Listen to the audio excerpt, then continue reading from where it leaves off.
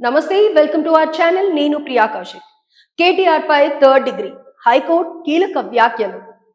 మాజీ మంత్రి KTR lunch motion petition పై హైకోర్టులో వాదనలు జరిగాయి. ఈ సందర్భంగా హైకోర్టు పలు కీలక వ్యాఖ్యలు చేసింది. విచారణ సమయంలో న్యాయవాది సమక్షంలో విచారణకు అనుమతి ఇవ్వలేదని, ఆడియో వీడియో రికార్డు చేయాలని ఆదేశాలిచ్చామన్న విషయాన్ని న్యాయస్థానం ప్రస్తావించింది.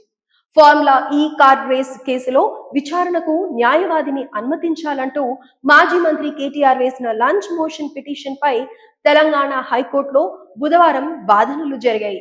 కేటీఆర్ తరపున లాయర్ వాదనలు వినిపించారు. ఈ పిటిషన్ పై తీర్పును సాయంత్రం 4 గంటలకు వెల్లడిస్తామని న్యాయస్థానం తెలిపింది. తీర్పును సాయంత్రానికి వాయిదా వేసింది.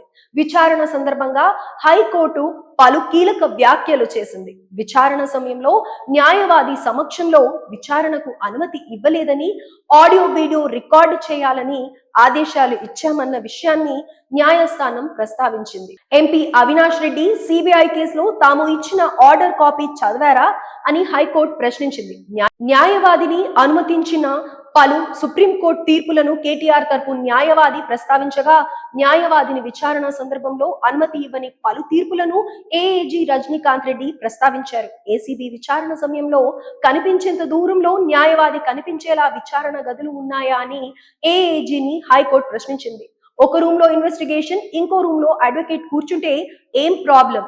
ఏసీబీలో అలాంటి వసతులు ఉన్నాయా అని ఏఏజీని హైకోర్టు ప్రశ్నించింది. న్యాయవాదికి కేటీఆర్ కనిపించేలా విజిబుల్ డిస్టెన్స్ కు ఏసీబీలో సౌకర్యం ఉందో లేదో చెప్పాలని ఏఏజీకి హైకోర్టు ఆదేశించింది. దీనిపై సాయంత్రం 4 గంటలకు చెబుతామని కోర్టుకు ఏఏజీ తెలిపింది. విచారణ గదిలోకి నిందితుడితో న్యాయవాదిని కలిసి అనుమతి ఇచ్చే ప్రసక్తే లేదని ధర్మాసనం తేల్చి చెప్పింది. కానీ ఇక్కడ కేటీఆర్ గతంలో మాజీ మంత్రి, ప్రస్తుత ఎమ్మెల్యే కాబట్టి న్యాయవాదికి కనిపించేలా విచారణ గదిలో ఏర్పాట్లు ఉన్నాయా అని హైకోర్టు ప్రశ్నించింది. కేటీఆర్ పై థర్డ్ డిగ్రీ ఉపయోగించరు కదా అని న్యాయస్థానం ప్రశ్నించింది.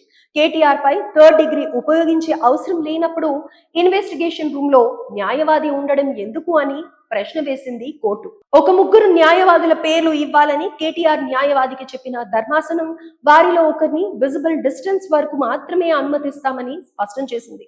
అనంతరం తీర్పును ఈ రోజు సాయంత్రం 4 గంటలకు హైకోర్టు వాయిదా వేసింది.